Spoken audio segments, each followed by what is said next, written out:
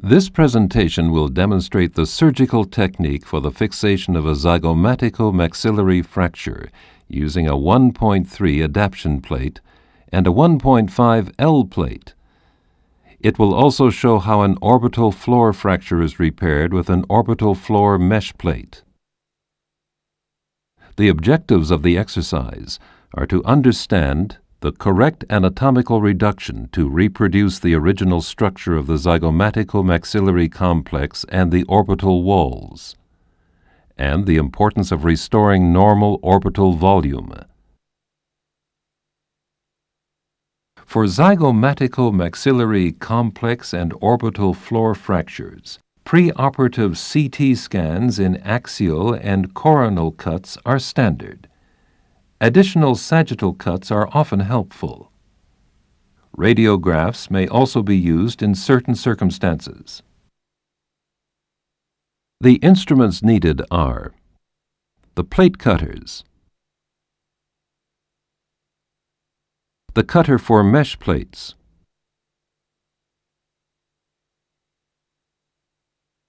two bending pliers.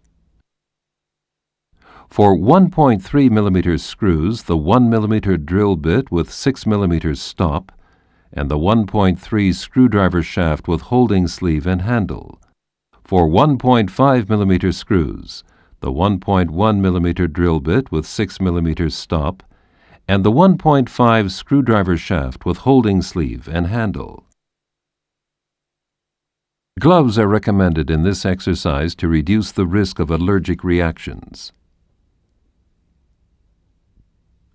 Zygomatico-maxillary complex and orbital floor fractures can be reached through either a lower eyelid or a transconjunctival incision and an upper eyelid incision. The fractures are exposed before reduction and fixation.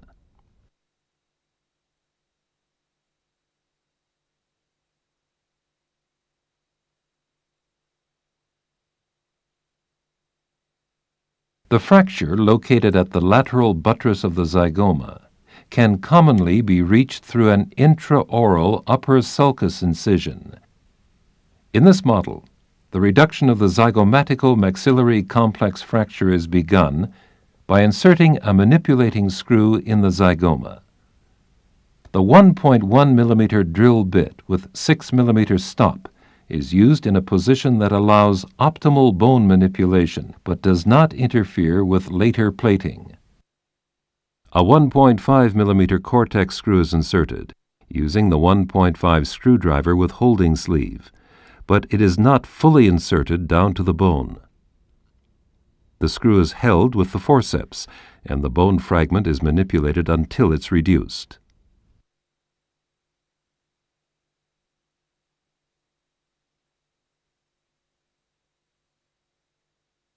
The reduction must also be checked at the zygomatico-frontal suture and the lateral orbital wall. It's important to confirm that there's no step-off between the greater wing of the sphenoid and the zygoma. A 1.3 curved orbital plate is selected to stabilize the fracture in this area. The plate cutter is used to trim the plate to the required length.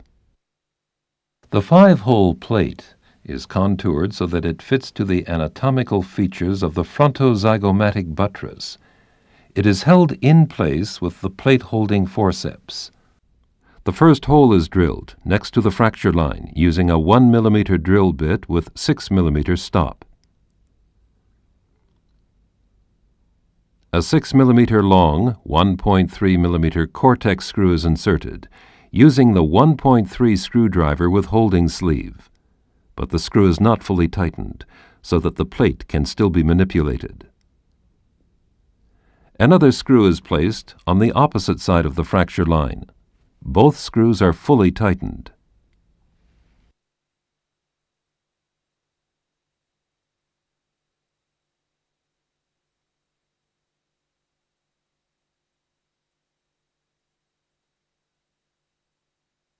Two more screws are inserted, one on each side of the fracture line.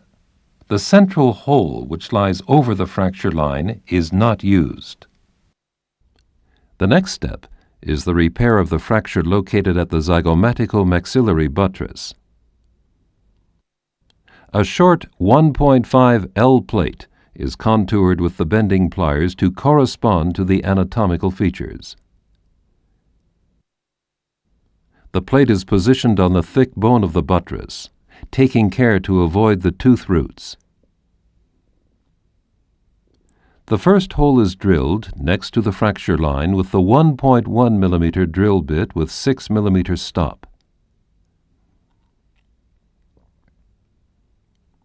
A 6 mm long, 1.5 mm Cortex screw is inserted.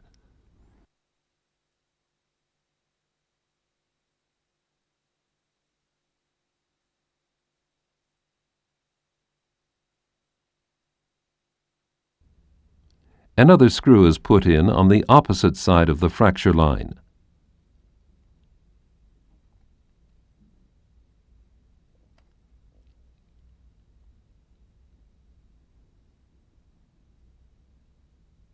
Two more screws are inserted, one on each side of the fracture line. The manipulation screw is removed. The orbital floor defect is exposed by using an orbital retractor to pull back the globe.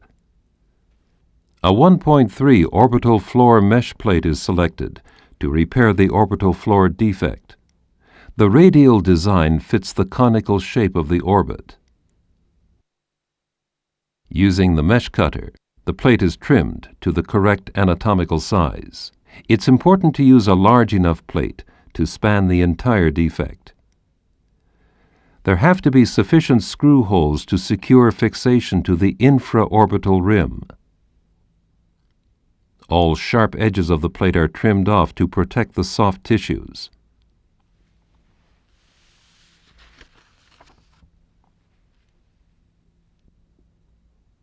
The plate is contoured to meet the anatomical features of the orbital floor and rim. Proper contouring is crucial to restore the normal orbital volume. When inserting the plate, the soft tissues must be properly retracted to avoid entrapment.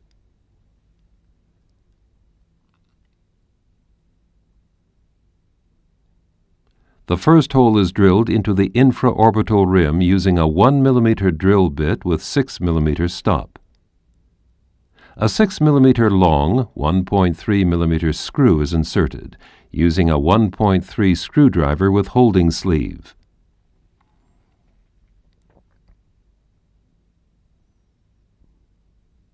Additional screws are inserted until the orbital floor mesh plate is securely fixed in place.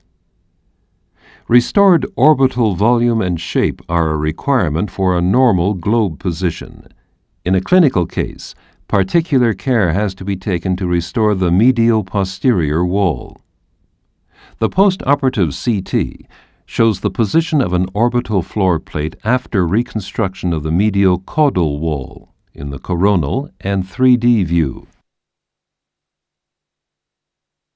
This exercise has shown the correct anatomical reduction to achieve the original structure of the zygomatico-maxillary complex and orbital walls, as well as the importance of restoring normal orbital volume. Here are the main steps once again. Reduction of the zygoma with the help of the manipulation screw. Fixation of the frontozygomatic suture with a 1.3 adaptation plate. Fixation of the zygomatico-maxillary buttress with a 1.5 L plate. Trimming and contouring of the 1.3 orbital floor plate. And fixation of the plate with 1.3 mm screws. A 1.3 mesh also could be selected to fix the orbital floor defect. The mesh is trimmed and contoured to meet the proper anatomical features. Enough screw holes should remain on the plate for proper fixation to the infraorbital rim. In cases of severe dislocation, multifragmentation, and instability, a 4-point fixation with additional plates at the zygomatic arch and infraorbital rim may be indicated.